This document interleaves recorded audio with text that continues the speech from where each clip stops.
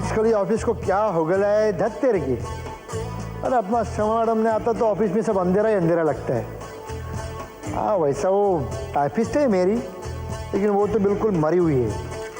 और एक है अकाउंटेंट, आई एम खोटे, अपने मुंह से ही बोलता है मैं झूठा हूँ। अरे तो उसके ऊपर कौन भरोसा करेगा। और एक है अपना रावण, वो बोलता है तो ऐसे लगता है पेट के अंदर से आवाज़ आती है सकरम सकरम। बाप रे इतना भारी सकाराम, ऐसा लगता है यमदूत आ गया बुलाने। रहने दो, इस ऑफिस में भी आने को भी डर लगता है रे बाबा, डर लगता है कहाँ से भी किधर से आवाज आएगी। सकाराम चल ऊपर। Sakaram yes sir yes sir. जाके देखो अगर जिम्मी साहब आ गए तो मुझे यहाँ भेजो। Yes sir.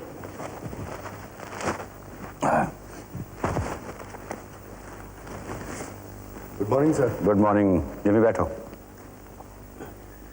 आज आप अचानक ऑफिस आ गए? हाँ जिम्मी, मेरे को लगा कि ज़्यादा लापरवाही कहीं हमारे लिए नुकसानदेह ना हो जाए। कैसी लापरवाही सर? अल्फाटेक की मशीनरीज का क्या हुआ? वो जर्मनी में है। जब मैंने आखिरी बार श्रीनिवासन से बात की थी तो उसने मुझे बताया था। जिम्मी वो 2 दिन पहले की बात है, और यहाँ तो पलक चमकते ही दुनिया बदल जाती है। अगर वो मशीनरीज हमारे पास नहीं आई तो हमारा जो प्रोजेक्ट है वो टोटल फेल हो जाएगा। सर मैं श्रीनिवासन से लगातार कांटेक्ट करने की कोशिश कर रहा हूँ, लेकिन लगता है कि वो चेन्नई में नहीं है। तो उसे ढूंढो। वो 2 दिन पहले मुंबई आया था, उसके बाद उसने 2-3 दिन की छुट्टी ले ली थी। पता नहीं। Jimmy I don't like this. हो सकता है इसमें सोलंकी की कोई चाल हो, और ये मशीनरीज अगर सोलंकी को मिल गई तो हमारी तो सारी बात बिगड़ जाएगी। लेकिन सर सोलंकी ये मशीन लेगा ही क्यों? करोड़ों की मशीनरी है और उसकी माली हालत ऐसी नहीं कि सिर्फ जिद में आकर वो ये मशीनरी खरीद ले। वो इसलिए क्योंकि सोलंकी का बेटा जब से टॉनी यहाँ आया है उसके पर निकल आए हैं। वो कुछ भी कर सकता है, इसलिए कह रहा हूँ श्रीनिवासन को ढूंढो। जी। और हाँ वो केसरी को भी मिल लेना, लगता है वो अभी तक हम पे नाराज है। उससे कह देना छोटी मोटी बातों का बुरा ना माना करे।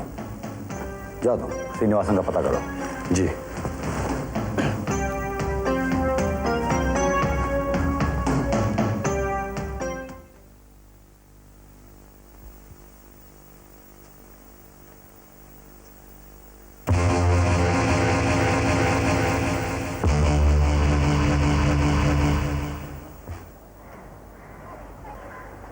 Hi, Dad. टोनी, ये खबर सुनकर तुम अपसेट मत होना, जरा धीरज रखना। क्या बात है डैड? बेटे मौर्य शॉपिंग कॉम्प्लेक्स का कॉन्ट्रैक्ट धवन को मिल गया है।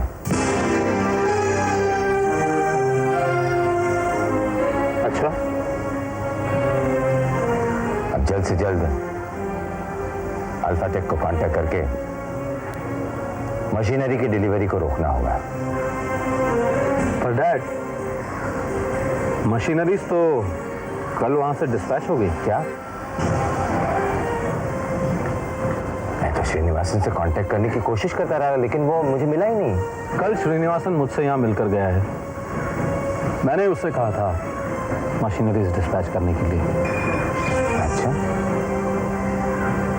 तब तो एक ही रास्ता है, ऑर्डर कैंसिल करके रिशिपमेंट करवाना। उसका जो भी खर्चा होगा वो हम लोग बेयर करेंगे।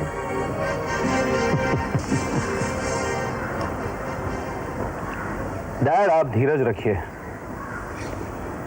मशीनरीज के डिस्पैच की डॉक्यूमेंट्स की फैक्स आज सुबह मुझे मिल गई, और मैंने फाइनेंस का इंतजाम करके बैंक में पैसे भी जमा करवा दिए। टोनी ये क्या पागलपन है? डैड अब तक जो मैंने किया वो पागलपन था, पर अब जो मैं कर रहा हूं वो सोची समझी स्कीम के मुताबिक है। लेकिन बेटे कॉन्ट्रैक्ट के बगैर हम मशीनरी की डिलीवरी लेकर करेंगे क्या? डैड आप ये सोचिए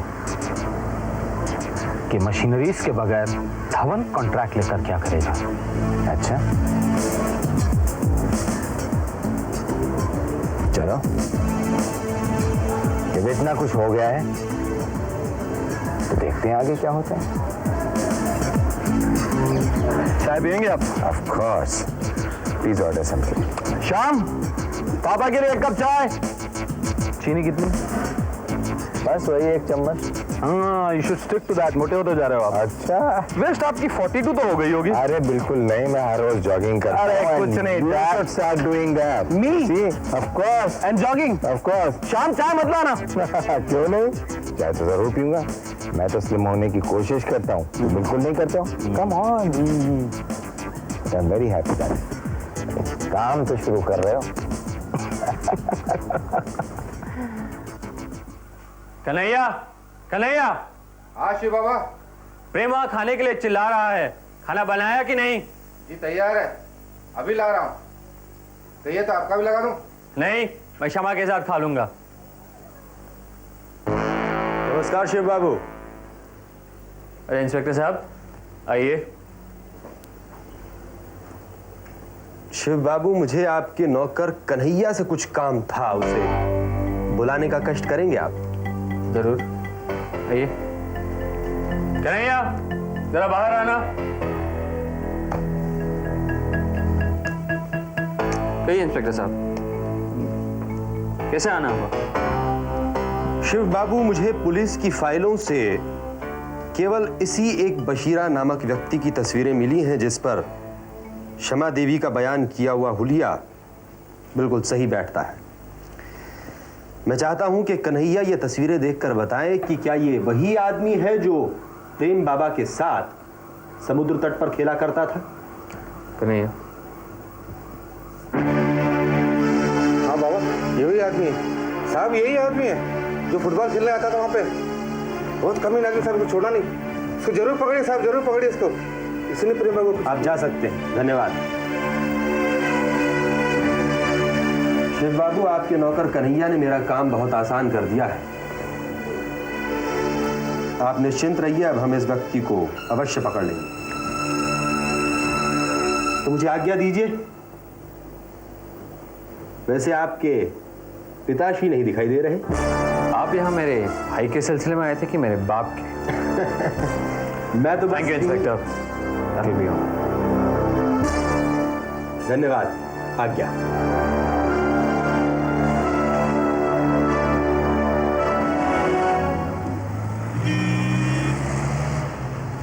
हाँ तो टोनी मियां, क्या कह रहे थे आप? कहना क्या यार, अब तो कुछ करने का मौसम आया है। अच्छा, तो जनाबे अली इस मौसम में क्या गुल खिलाने वाले हैं, जरा हमें भी तो पता चले। हवन के रातों की नींद हराम करने वाला हूं। यार टोनी, इस बात की तो हम कब से कोशिश कर रहे हैं, लेकिन जब भी हम नहला फेंकते हैं धवन उस पर दहला मार देता है। वो दहला इसलिए मारता है क्योंकि हम नहला चलते हैं। अगर हम ही दहला चले तो वो गुलाम उतरेगा। मियां, क्या बातें करते हो तुम? और अगर हम उसके गुलाम को कब्जे में कर लें तो? क्या मतलब? उसका जर खरीद गुलाम केसरी।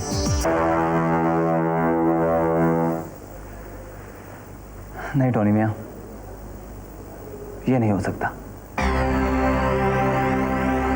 क्यों नहीं हो सकता?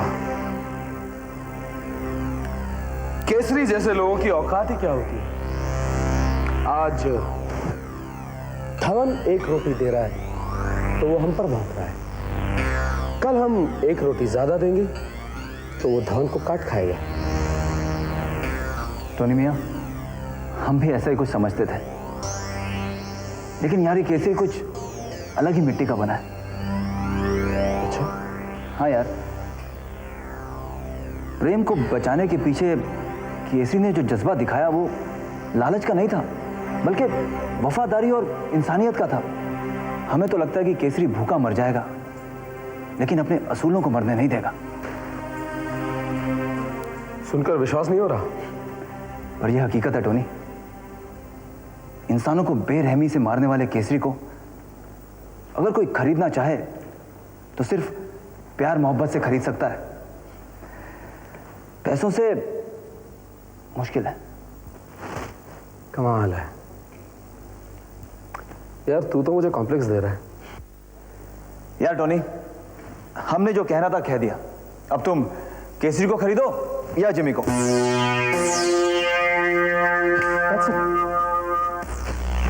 ये पते की बात कही तूने। हमने यार, हमने ऐसा क्या कह दिया? Jimmy, he is the one. कैसी बातें करते हो टोनी मियां? धवन की कंपनियों में अगर उसके आदमी किसी को जानते हैं तो जिमी को, धवन को भी नहीं जानते। और फिर जिमी अपनी वहां की बेताज वाली बादशाहत छोड़ के हमारे पास क्यों आएगा? पुष्टि, इंसान का पेट जब पैसों से भर जाता है ना, तब उसे सत्ता की भूख लगती है, शोहरत की हवस जागती है। और जिमी के अंदर ये हवस कभी ना कभी जरूर जागेगी, और इस हवस की चिंगारी उसके अंदर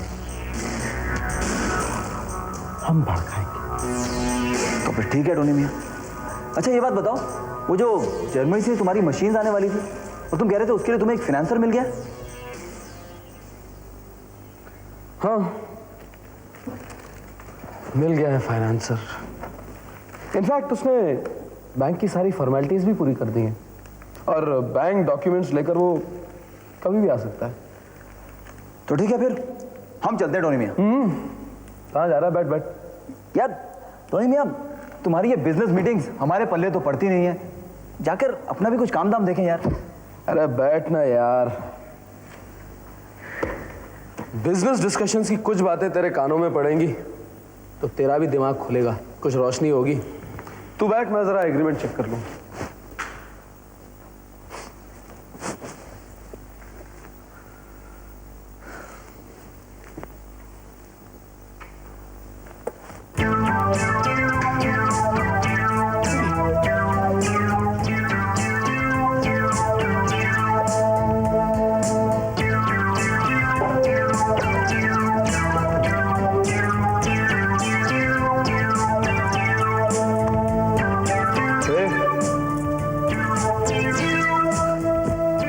क्या कर रहा है?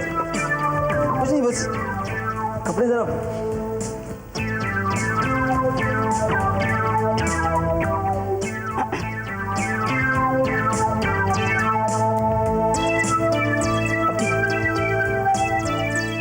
हाय तान्या। हाय Tony.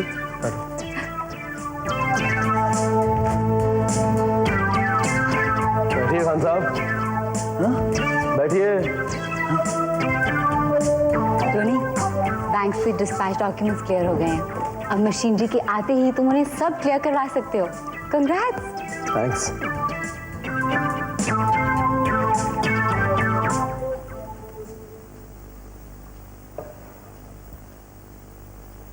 Thanks a lot, Tanya. I don't know what to say. Please don't say anything, कुछ मत कहो।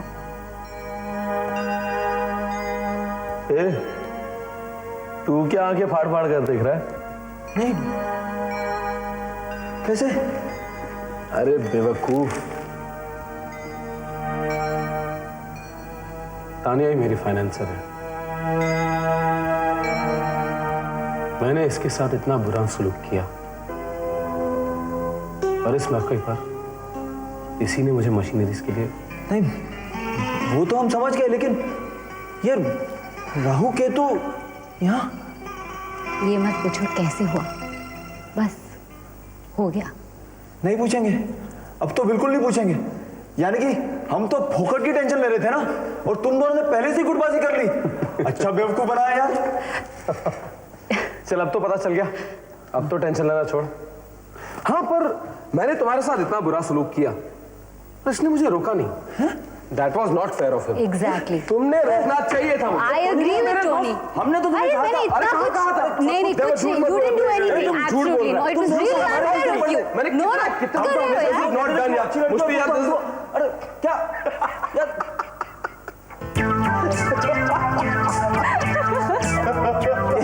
क्या हंसते हो तुम लोग? कमाल करते हो यार। Oh God, it's too funny.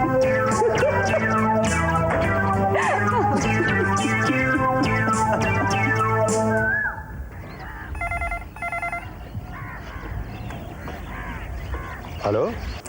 Hello uncle, मैं अवंतिका बोल रही हूँ। अरे कैसे हो बेटे? ठीक हो अंकल?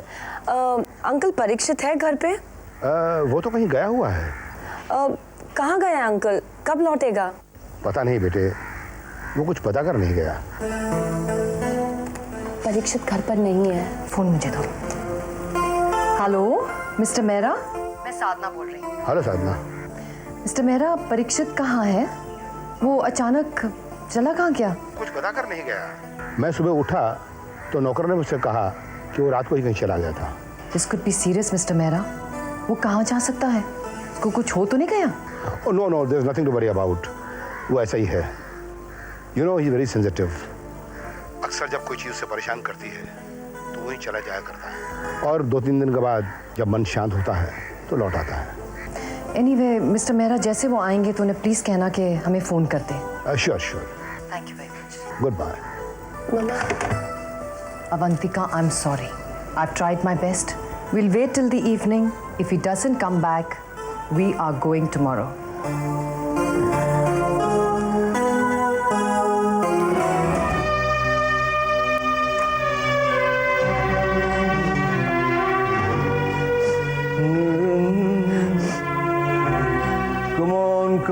Come on, ये क्या हो रहा है?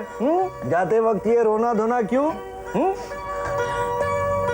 अंकल, क्या मामा ने आपको नहीं बताया कि कल हम वापस जा रहे हैं? बताया बेटा, बताया, और मैं समझता हूँ कि तुम्हारा जाना ही ठीक होगा। क्या ठीक होगा अंकल? परीक्षित इस वक्त शहर में नहीं है। क्या हम उसे बिना बताए ही चले जाए? अंकल, वो हमारा बहुत ही अच्छा दोस्त है। उसने हमारा यहाँ बहुत ख्याल रखा। एक अच्छे दोस्त के सारे फर्ज भी अदा किए। क्या ये ठीक होगा कि हम उसे बिना बताए ही चले जाए? देखो बेटे, अभी तुम छोटी हो, ये सब बातें समझ नहीं पाओगी। तुम्हारा इस वक्त जाना ही ठीक होगा। मैं परीक्षित को समझा दूंगा। तुम भी एक चिट्ठी लिख के परीक्षित को समझा देना। अंकल, मैं ऐसा नहीं कर सकती हूँ। क्यों? क्योंकि परीक्षित सिर्फ मेरा एक अच्छा दोस्त ही नहीं है अंकल। तो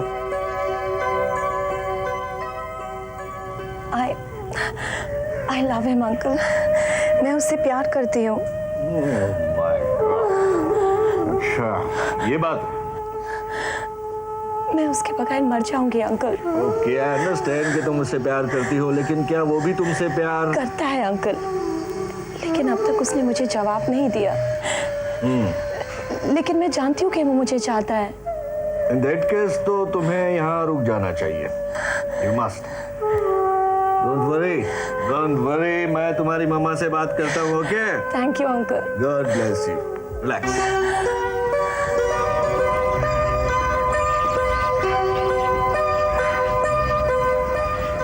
ना तुम यहाँ बारिश में खड़ी खड़ी क्या कर रही हो? कुछ नहीं, ऐसे ही सोच रही थी। अच्छा, ये बात तुमने अभी तक मुझे बताई क्यों नहीं? कौन सी बात? यही कि अवंतिका परीक्षित से प्यार करती है। भैया, वो नादान है। उसे प्यार और दोस्ती में फर्क नहीं मालूम। देखो साधना, वो इतनी नादान नहीं है कि अपने जज्बातों से वाकिफ ना हो। वो जानती है, शी नोज कि वो परीक्षित को प्यार करती है। और परीक्षित? ऑब्वियसली वो भी उससे प्यार करता है। ये आपको किसने कहा? अवंतिका ने। ऑब्वियसली जिस तरह से वो उसका ख्याल रखता है, उसकी छोटी छोटी ख्वाहिशें पूरी करता है, जिस तरह से वो घुल मिल गए हैं, वो प्यार नहीं है तो और क्या है? ये और जो कुछ भी है भैया, ये प्यार हरगिज नहीं है। से अब तक जो परीक्षित कर रहा था वो एक ढोंग था, दिखावा था। ये ढोंग या दिखावा नहीं था, ना ही ये प्यार था। इन दोनों के बीच सिर्फ एक दोस्ती है, हमदर्दी है। देखो साधना, वापस लौटने की लालच में तुम एक बात नहीं समझ रही हो, एक हकीकत को जुटला रही हो। तुम अच्छी तरह से जानती हो कि वो दोनों एक दूसरे से प्यार करते हैं, लेकिन तुम्हें डर है कि अगर तुमने इस हकीकत को कबूल कर लिया तो या तो तुम दोनों को यहाँ रुकना पड़ेगा या तो फिर अवंतिका को यहाँ छोड़ के जाना पड़ेगा। भैया, हकीकत के बारे में आपको कुछ नहीं मालूम। यानी ये हकीकत नहीं है कि वो दोनों एक दूसरे से प्यार करते हैं? नहीं, ये हकीकत नहीं है। हकीकत है कि अवंतिका परीक्षित से प्यार जरूर करती है, लेकिन परीक्षित अवंतिका से प्यार नहीं करता। ये तुमसे किसने कहा? खुद परीक्षित ने। ये तुम क्या कह रही हो? मैं सही कह रही हूँ भैया। परीक्षित किसी और लड़की से प्यार करता है। Oh my God. ओह देखो, एक काम करो, ये बात अभी तुम अवंतिका से मत कहना, वो बेचारी झेल नहीं सकेगी। नहीं, मैं अभी कुछ नहीं कहूँगी। साउथ अफ्रीका वापस जाने के बाद मैं उसे समझा लूँगी। यू राइट, इस हालात में तो तुम्हारा चले जाना ही अच्छा है, बेहतर है। Anyway, I will just see what I can do about this. Anyway, मैं चलता हूँ। थैंक्स। प्लीज।